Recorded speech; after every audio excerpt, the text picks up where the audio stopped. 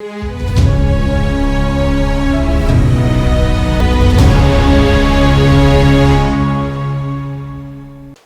दोस्तों, राजनीति की बातें किताबों की कहानी में आपका स्वागत है। मैं हूं आपका दोस्त धर्मेंद्र कंवारी।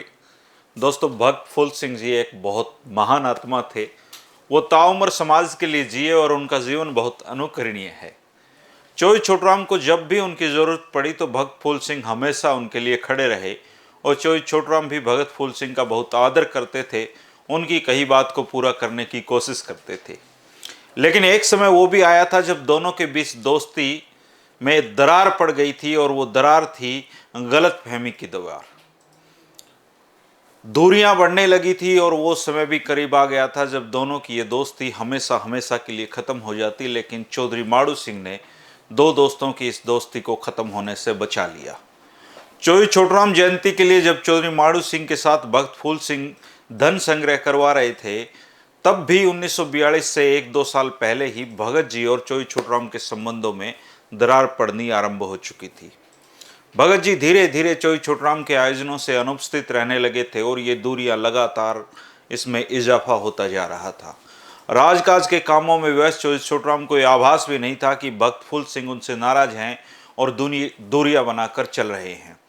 हुआ यह था कि भगत जी के जन्म स्थान गांव महारा में किसी व्यक्ति ने सुद्धा नाम के आदमी के घर पर पिस्तौल रखवाकर उसको गिरफ्तारी का भय दिखाकर 500 रुपए की रिश्वत उस समय ले ली थी। उस व्यक्ति का इतने पैसे देने का ब्योंत भी नहीं था, लेकिन गिरफ्तारी के भय से परिवार को बिखरता देखकर उसने इस रिश्वत की राशि का मांग तांग कर कहीं से जुगाड़ किया और जो कर्जा था उससे जीवन भर उतरना नहीं था, ब्याज चुकाते चुकाते उसको मर जाना था। भगत जी के छोटे भाई रिच्छू राम ने यह समाचार भगत जी तक पहुंचा दिया और भगत जी रिश्वत लेने और देने दोनों के सख्त विरोधी थे। खुद भगत जी ने पटवारी की नौकरी करते समय जितनी रिश्वत ग्रामीणों से ली थी उसको अपनी भूमि तक बेचकर वापस किया था, ताकि वो बिल्कुल शुद्ध अंतर्मन से समाज को समर्पित कर सकें।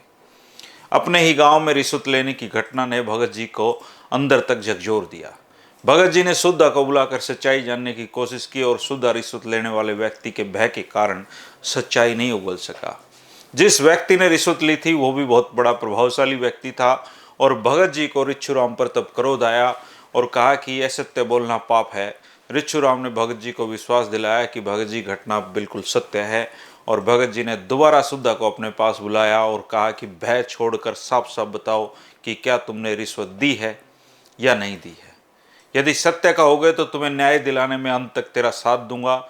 सुधा पिघल गया, उसकी आंखों में आंसू आ गए और उसने सची हची पूरी बात भगत जी को बता दी।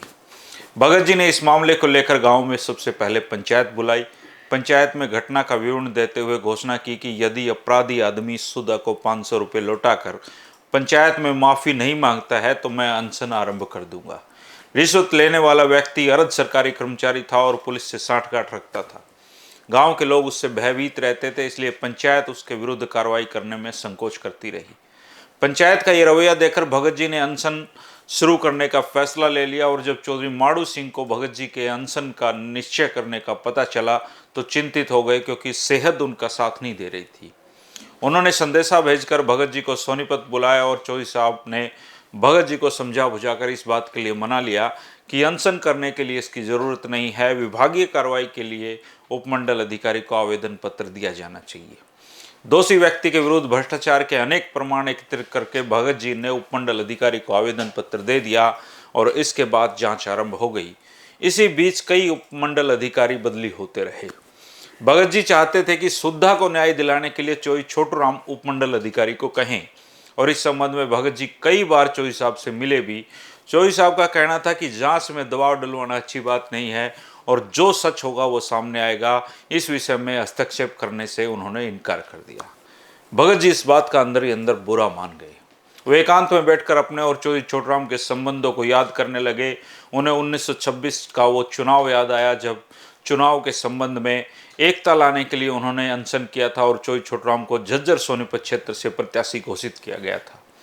1937 का चुनाव भी उनकी आंखों के आगे तैरने लगा जब खुद मलिक गोत्री होते हुए भी चौधरी छोटूराम के वर्चस्व के लिए चौधरी माड़ू सिंह के कहने पर मलिक गोत्री लहरी सिंह का विरोध करके चौधरी टीकाराम दहिया को विजयी बनवाया था।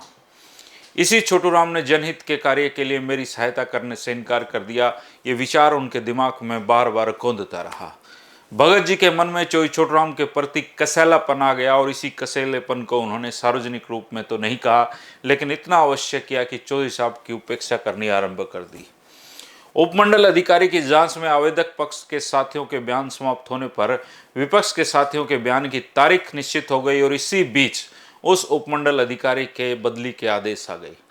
इस अधिकारी तक विपक्ष ने भी पहुंच बनाई हुई थी, इसलिए अधिकारी ने निश्चित तारीख से पहले ही विपक्ष के निर्देश होने की रिपोर्ट उपायुक्त रोहतक को भेज दी। उपायुक्त रपट से सहमत तो नहीं थे, परंतु किसी कारणवश भ्रष्टाचार का मुकदमा भी नहीं चलवाना चाहते थे। उन्होंने बीच का रास्ता निकालकर विपक्ष, जो कि अर्ध सरकारी कर्मचारी था, उसकी गोपनीय रपट पंजिका, जिसको एसीआर बोलते हैं, उसमें विपरीत टिप्पणी अंकित कर दी। भगत जी ने सारी न्यायिक प्रक्रिया की आलोचना करते हुए चौधरी माड़ू सिंह को उलाहना दिया कि तुमने अनशन करने नहीं दिया और विभागीय कार्रवाई के लिए प्रेरित किया। चौधरी माड़ू सिंह को भगत जी की मानसिक स्थिति समझने हुए देर नहीं लगी और समय मिलने पर चौधरी छोटूराम को बताया कि किस प्रकार उपमंडल अधिकारी ने अनियमितताएं की हैं। चौधरी छोटूराम ने तत्काल उस अधिकारी को प्रशासनिक विभाग से बदलवाकर न्यायिक विभाग में भिजवा दिया, लेकिन भगत जी अभी शांत नहीं हुए थे। चौधरी माड़ू सिंह ने भी सोचा था कि शायद इस तबादले से भगत जी की उत्तेजित भावनाओं पर मलम लग गया होगा, परंतु भगत जी के मन में चौधरी छोटूराम के प्रति कोई नरमी नहीं आई। चौधरी माड़ू सिंह ने उन्हें समझाया कि चौधरी साहब सैद्धांतिक रूप से ऐसे मामलों में हस्तक्षेप करना उचित नहीं समझते हैं। वो समझते हैं कि प्रशासन को अपनी जांच निष्पक्ष रूप से करते रहने देना चाहिए। चौधरी माड़ू सिंह ने बताया कि चौधरी छोटूराम ने चौधरी श्रीचंद के बड़े भाई थानेदार कुलदीप का एक उदाहरण उन्होंने उसके सामने दिया और भगत जी को बताया कि कुलदीप के विरुद्ध विभागीय कार्रवाई चल रही थी। जब जांच रिपोर्ट आईजी के पास पहुंची तो चौधरी छोटूराम को कहा गया कि ये आईजी से कहकर कुलदीप सिंह को दोष मुक्त करा दें, लेकिन चौधरी साहब ने साफ इनकार कर दिया था और कुलदीप सिंह को नौकरी से हाथ धोना पड़ा था। इस घटना को बताते हुए चौधरी माड़ू सिंह ने भगत जी से प्रार्थना की कि वे चौधरी छोटूराम से मिलकर अपना रोष प्रकट करें। संभवतः चौधरी साहब आपको अपनी कठिनाइयों से अवगत करा सकें और बता सकें कि किन कारणों से वो इस मामले में आपकी सहायता नहीं कर पाए। चौधरी माड़ू सिंह को यह भी भनक लग गई थी कि कुछ स्वार्थी लोग अपनी राजनीतिक रोटियां सेकने में लगे हुए हैं और यही लोग भगत जी को चौधरी छोटूराम से काटकर चौधरी लालचंद फोगाट के साथ जोड़ने की कोशिश कर रहे हैं। भगत जी धीरे धीरे इनके जाल में फंसते हुए जा रहे थे और चौधरी लालचंद से जाकर रोहतक में मिलने लगे थे। परिस्थिति की गंभीरता को परखकर चौधरी माड़ू सिंह ने चौधरी छोटूराम को पत्र लिखा और इसके जवाब में 13 सितंबर 1941 के दिन चौधरी माड़ू सिंह को चौधरी छोटूराम का लिखा हुआ पत्र मिला। चौधरी छोटूराम ने भगत जी को तुरंत शिमला में मिलने के लिए लिखा था। किसी कारणवश भक्त शिमला नहीं जा सके, भगत जी शिमला नहीं जा सके और इधर कुछ व्यक्ति ऐसे थे जो कि चौधरी छोटूराम को भगत जी के संबंध में भी भ्रमित कर रहे थे। भगत जी के शिमला न पहुंचने पर यह भ्रम असंगठित रूप से चौधरी छोटूराम को बेचैन करता रहा और उन्होंने 28 जून 1942 को इस संबंध में एक और पत्र चौधरी माड़ू सिंह को लिखा। इस पत्र में भगत जी के संबंध में लिखा था कि रोहतक की प्रत्येक यात्रा में भगत जी की उत्सुकता चौधरी लालचंद से मिलने की बनी रहती है।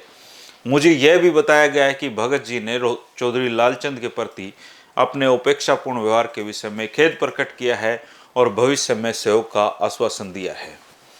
यद्यपि उपयुक्त रिपोर्ट पर मैं विश्वास नहीं करता हूं, तथापि यह सत्य है कि विगत 2-3 वर्षों से भगत जी का व्यवहार मेरे प्रति और मेरे आयोजनों के प्रति उलझन में डालने वाला रहा है। इन्होंने सोनीपत की जाट महासभा में भाग नहीं लिया, रोहतक में भी ऐसी बैठकों में भाग नहीं लिया जिसमें प्रीमियर और मैं उपस्थित थे। ये मेरी जयंती में भी उपस्थित नहीं रहे, जबकि इन्होंने धन संग्रह करवाया था। इसके अलावा चौधरी छोटूराम पत्र में लिखते हैं कि ये भैंसवाल गांव की उस बैठक में भी अनुपस्थित थे जिसे मैंने संबोधित किया था और इस संबंध में आप अधिक से अधिक विश्वसनीय सूचनाएं संग्रहित करके जुलाई 12 को मुझसे रोहतक में मिले। चौधरी साहब का पत्र मिलने पर चौधरी माड़ू सिंह को स्पष्ट आभास हो गया था कि दोनों तरफ से घटनाक्रमों ने ज्वालामुखी का मसाला तैयार कर दिया है। चापलूस और चुगलखोर लोगों ने चौधरी छोटूराम को और भगत जी के मध्य खाई खोद दी थी और इस खाई को शिगर पाटा नहीं गया तो अनेक वर्षों के अटूट संबंधों को बिगड़ते देर नहीं लगेगी। चौधरी माड़ू सिंह के अतिरिक्त अन्य कोई ऐसा व्यक्ति नहीं था जो दोनों की भ्रांतियों को दूर करके उनका मन साफ करवा सके। चौधरी माड़ू सिंह निश्चित तारीख को चौधरी छोटूराम से रोहतक में मिले और चौधरी छोटूराम ने मिलते ही भगत जी का जिक्र किया।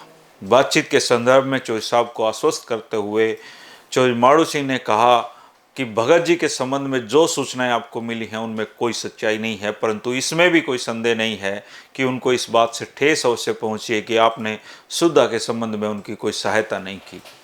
इसी कारण भगत जी आपसे मिलने और आपकी सभाओं में सम्मिलित होने में संकोच करते रहे। उनके जो मन है आपके प्रति दुर्भावना नहीं है उसमें, लेकिन वो अंदर से बहुत दुखी हैं, आहत हैं, क्योंकि जब उनको आपकी ज़रूरत पड़ी आपने मदद नहीं कर पाए और जब आपको उनकी ज़रूरत थी तो वो आपकी हमेशा मदद करते रहे। और इस तरीके से दोनों के बीच गलतफहमी दूर हुई। फिर एक समय ऐसा आया जब भगत जी और चौधरी छोटूराम एकांत में बैठे, दोनों की विस्तार से बात हुई और हर गलतफहमी दूर हुई, नहीं तो दोनों के बीच संबंध कब के टूट गए होते।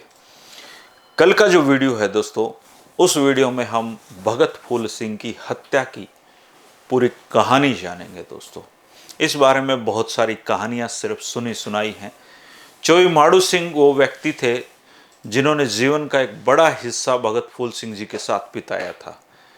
उनकी हत्या के संबंध में जो भी कार्रवाइयाँ चली थी, उनके बाद गुरुकुल भैंसवाल का बहन सुभाषिनी जी के साथ मिलकर जो प्रबंधन संचालन के जो काम हुए थे, वो सारे एक बहुत लंबा ताउम्र वो गुरुकुल खानपुर से जुड़े रहे थे।